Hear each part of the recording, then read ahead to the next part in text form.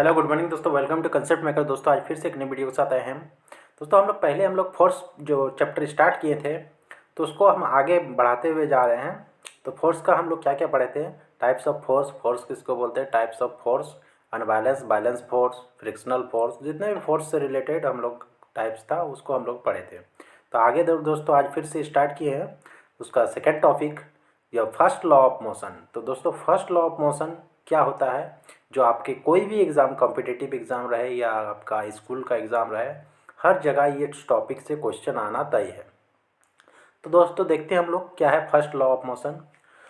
तो first law of motion का definition क्या है, जैसे कि यहाँ देख पा रहे हैं, a body is continue to be in the state of rest और uniform motion in a straight line unless acted upon by an external unbalance force.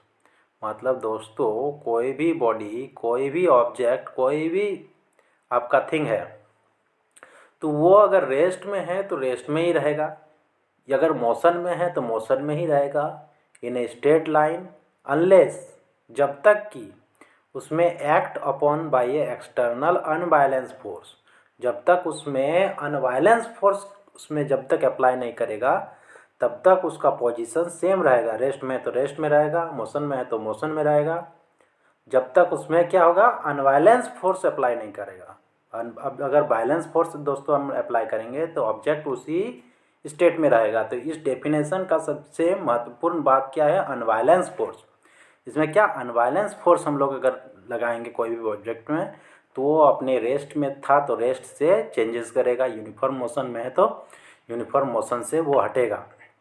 तो मतलब उसी को क्या बोलते हैं दोस्तों, इसी को क्या बोलते हैं, first law is also called as the laws of inertia. तो फर्स्ट लॉ को ही लॉज ऑफ इनर्शिया बोलते हैं और इसी को हम लोग क्या बोलते हैं, फर्स्ट लॉ ऑफ मोशन। मतलब इसको हम लोग याद कैसे रखेंगे दोस्तों, अगर मान लीजिए किताब रखा हुआ दोस्तों तो वो रेस्ट में ही रहेगा जब तक उसमें हम फोर्स नहीं लगाएंगे। फोर्स मतलब किस तरह का force, unbalanced force. Unbalanced force अगर लगाते हैं तो उसका पोजीशन चेंज होगा। अगर दोस्तों कुछ चल रहा है उसमें जब तक हम गाड़ी अगर चला देंगे दोस्तों, उसमें डिफरेंट डिफरेंट टाइप्स का उसमें फोर्स लगता है। किस तरह का फोर्स लगता है, अब बोलोगे गाड़ी चलेगा तो क्या सर चलता रहेगा जब तक उसमें अनबैलेंस फोर्स नहीं लगाएंगे। दोस्तों कैसे कैसे अनबैलेंस फोर्स लगता है, देखिए अगर गाड़ी अगर मोशन में है तो उसमें आगे से कोई अगर रोक रहा तो उस कंडीशन में भी गाड़ी रुकेगी। तो दूसरा कारण क्या होगा दोस्तों, और वहाँ पे गाड़ी को एनर्जी कहाँ से मिल रहा, पेट्रोल से। अगर पेट्रोल ख़त्म हो जाएगा तो क्या होगा, फोर्स मिलना उसको बंद हो जाएगा, तो गाड़ी उस कंडीशन में भी रेस्ट में आएगी। तीसरा क्या होगा, गाड़ी जब चलेगी तो रोड में टायर के द्वारा फ्रिक्शन लगेगा तो उसमें भी फ्रिक्शन लग रहा है, किस तरह का, अनबैलेंस फोर्स लग रहा। तो अनबैलेंस फोर्स लगने के कारण क्या होगा, वो रेस्ट में आएगा। तो मतलब फर्स्ट लॉ ऑफ मोशन का बोलने क्या मतलब होता है कि कोई भी ऑब्जेक्ट उसी स्टेट में रहेगा जब तक उसमें एक्सटर्नल अनबायलेंस फोर्स अप्लाई नहीं किया जाएगा। तो उसी को क्या बोलते हैं, फर्स्ट लॉ ऑफ मोशन। तो उसका ऑब्जेक्टिव हम लोग देखते हैं दोस्तों, इसका एग्जांपल क्या है इस फोटो में देखते हैं। इस फोटो में देखिए दोस्तों, ये रहा आपका बॉल। इसमें क्या लिखा है, यहाँ पे देखिए, an object at rest will remain at rest. मतलब अगर दोस्तों वो बॉल अगर रखा हुआ है, अगर उसको हम लोग टच नहीं करेंगे या कुछ नहीं करेंगे तो वो वहीं पे रेस्ट में ही रहेगा। कब तक, जब तक उसमें कोई अनबैलेंस फोर्स अप्लाई ना हो। देखिए सेकंड फोटो में क्या बताया जा रहा है, unless acted on by an unbalanced force. मतलब दोस्तों अनबैलेंस फोर्स जब आप अप्लाई कर देंगे उस बॉल को तो क्या होगा दोस्तों, उस बॉल का जो रेस्ट स्टेट में था तो रेस्ट स्टेट से वो मोशन में आना स्टार्ट कर देगा, जो थर्ड फिगर में आपका इंडिकेट किया गया। थर्ड फिगर में क्या इंडिकेट किया गया है, object is motion will be continue with constant speed and the direction. जिस डायरेक्शन में हम फोर्स लगाएंगे उस डायरेक्शन में वो ऑब्जेक्ट आपका मोशन करेगा। ओके, तो हम लोग नेक्स्ट देखते हैं क्या है। ये देखिए इस फिगर में देखिए दोस्तों, क्या इसमें लिखा हुआ है, unless acted on by a unbalance force. दोस्तों जब तक इसमें अनबैलेंस फोर्स नहीं अप्लाई करेंगे तब तक इसका पोजीशन नहीं चेंज हो गया, उसी को बोलते हैं। तो दोस्तों इस डेफिनेशन में हम लोग अगर ध्यान दीजिएगा, इस यहाँ पे क्या लिखा हुआ है, यहाँ पे अगर ध्यान दीजिएगा तो first law is also called the law of inertia. तो दोस्तों इनर्शिया क्या होता है? अगर हम इनर्शिया के बारे में ही नहीं पता रहेगा तो कैसे हम बोल सकते हैं the first law is also called laws of inertia. तो लॉज ऑफ इनर्शिया का मतलब क्या होता है, उसका मतलब हम लोग जानते हैं। सबसे तो पहले इनर्शिया का मतलब क्या होता है, तो इनर्शिया का क्या मतलब होता है उसको हम लोग पहले देखते हैं। तो जैसे कि दोस्तों आप लोग इनर्शिया यहाँ देख रहे हैं, इनर्शिया यहाँ रहा आपका इनर्शिया। बेसिकली क्या बोल रहा है, basically all object have a tendency to resist the changing in the state of motion और rest. This tendency is called a inertia. दोस्तों अगर भी आपका बॉल रखा हुआ है तो उसमें अगर हम फोर्स लगाएंगे तो बॉल क्या चाहेगा, उसको अपोज करेगा मेरा फोर्स का। फोर्स को मेरे द्वारा जो फोर्स लगाया गया उस ऑब्जेक्ट पे, उस ऑब्जेक्ट मेरे फोर्स का अपोज करेगा। किस लिए? क्योंकि वो रेजिस्ट करेगा कि वो अपना स्टेट अपना रेस्ट में ही बनाए रहे। लेकिन दोस्तों वो बॉल जितना रेजिस्ट फोर्स लगाएगा इस डायरेक्शन में, अगर मान लीजिए यहाँ पे बॉल है, इस बॉल में दोस्तों मैंने 5 न्यूटन का फोर्स लगाया। अब दोस्तों ये बॉल आपका रखा हुआ है तो इसको इस पोजीशन से यहाँ अगर लाने के लिए हमको फोर्स लगेगा।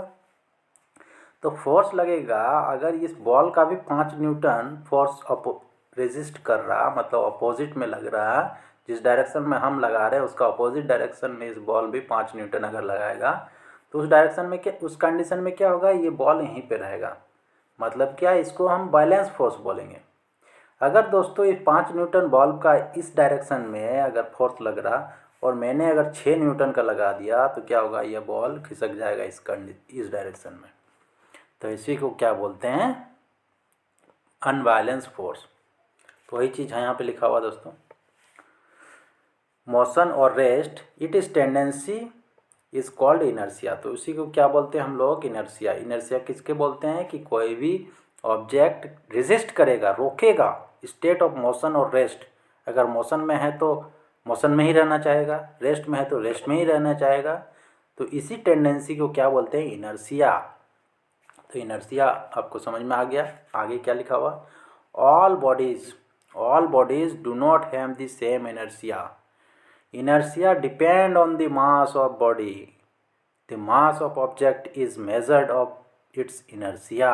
मतलब क्या दोस्तों, बोलने का मतलब, अगर एक बॉल है, यहाँ पे एक पत्थर है, स्टोन है, और ये अगर बॉल है तो दोस्तों इसका मास कुछ अलग होगा बॉल का, इस स्टोन का मास अलग होगा।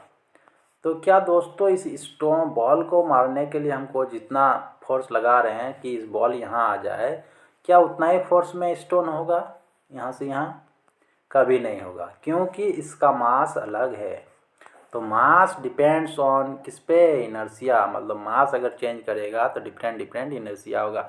मतलब मास ज़्यादा है तो ज़्यादा इनर्शिया, मास कम है तो कम इनर्शिया। तो इसका बोलने का मतलब क्या है, यहाँ जो लाइन में आप लोग देखे थे, inertia depends on the mass of the body. The mass of object is measured of its inertia। मतलब इनर्शिया से उसका मास को हम मेज़र कर सकते हैं। More mass more inertia and vice versa. Vice versa का मतलब क्या दोस्तों, मोर मास तो मोर इनर्शिया, लेस मास तो लेस इनर्शिया। इसी को बोलते हैं वाइस वर्सा। मतलब उल्टा भी ये फल मतलब एलिजिबल है। ओके तो हम लोग इनर्शिया को समझे। तो इनर्शिया ऑफ रेस्ट किसको बोलते हैं, ये भी जानना जरूरी है। तो इनर्शिया ऑफ रेस्ट किसको बोलते हैं देखते हैं। An object stay at rest and it remain at rest until an external force affected. दोस्तों ऑब्जेक्ट अपना स्टे एट रेस्ट में तब तक रहेगा until an external force affected, जब तक कि नहीं उसमें एक्सटर्नल फोर्स अफेक्ट करेगा। तो उसी को क्या बोलते हैं, इनर्शिया ऑफ रेस्ट। मतलब रेस्ट में तब तक रहेगा जब तक उसमें एक्सटर्नल फोर्स नहीं लगाया जाए। तो जैसे कि ऐसे नहीं समझ में आ रहा तो एग्जाम्पल से हम लोग समझते हैं। एग्जाम्पल देखते हैं। When a car is accelerated, the passenger may feels through their body are moving। मतलब क्या दोस्तों, अगर कार चलते हैं तो कार में हम लोग, अगर ये बस में बैठे हुए रहते होंगे, अगर आप लोग एक्सपीरियंस किए होंगे या कार में बैठे हुए रहेंगे, तो दोस्तों अगर हम लोग मोशन में हैं तो मोशन में ही रहना चाहेंगे। मतलब गाड़ी अगर चल रहा है दोस्तों, आपका कार, और आप रेस्ट में हैं, उसमें आप बैठे हुए, मतलब क्या, गाड़ी के रेफरेंस में आप रेस्ट में हैं।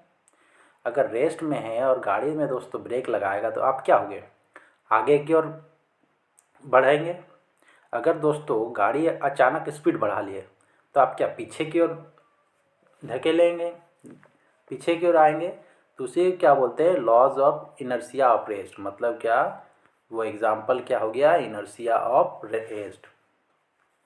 मतलब गाड़ी, अगर दोस्तों ये कार है तो कार में आप बैठे हुए, तो कार में बैठे हुए हो तो कार में अगर ब्रेक लगाएगा तो आप क्या होगे दोस्तों, आगे की ओर जाइएगा। अगर स्पीड अचानक बढ़ा दिया तो आप पीछे की ओर जाइएगा। तो ये सारा एग्जाम्पल क्या हो गया, inertia of rest. Inertia of rest को आपको समझ में आ गया होगा, जो काफ़ी कॉम्पिटिटिव एग्जाम में ये आता ही है। ओके, तो आगे हम लोग देखते हैं। In really, the inertia is making their body stay in the place as the car moving forward। मतलब क्या है, inertia is making their body stay in place as the car moving forward। मतलब वो अपने प्लेस पे ही रहना चाहेगा जब कार मूविंग करेगा। तो इसी कारण हमको ना पीछे लगता है कि हम पीछे जा रहे हैं, अचानक आपका गाड़ी स्पीड कर लेता है तो उसे क्या बोलते हैं, inertia of rest. Okay, inertia of motion किसको बोलते हैं दोस्तों, इनर्शिया ऑफ मोशन। ओके, यहाँ पे अगर देखिएगा दोस्तों तो क्या बोल रहा है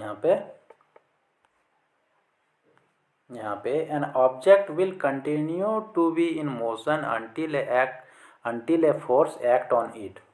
मतलब दोस्तों देखिए, ये दो बाल्टी में है, खाली बाल्टी है, एक में बालू भरा हुआ है।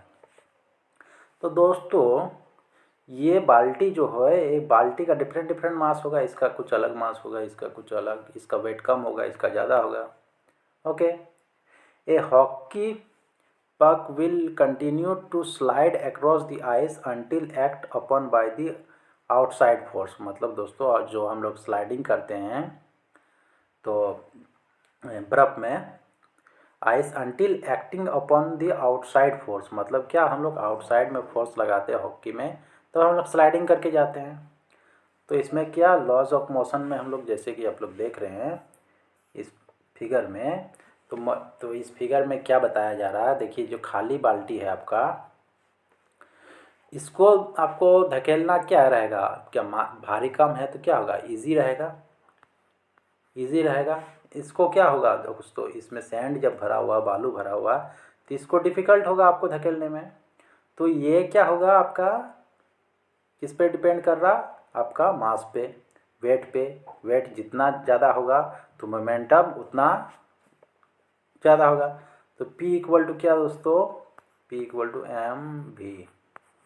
m क्या होता है इसमें, मास, ये वेलोसिटी। दोस्तों मास ज़्यादा होगा तो क्या, मोमेंटम बढ़ेगा, मास कम होगा तो क्या होगा, मोमेंटम घटेगा।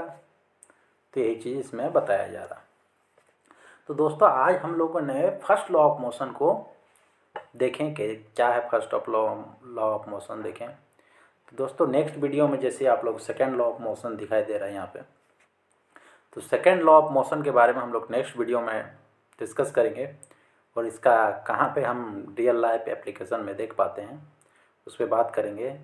तब तक के लिए दोस्तों धन्यवाद। अगर दोस्तों आपको अच्छा लगा तो चैनल को सब्सक्राइब करेंगे, लाइक करेंगे और ज़्यादा से ज़्यादा शेयर करेंगे। थैंक यू दोस्तों।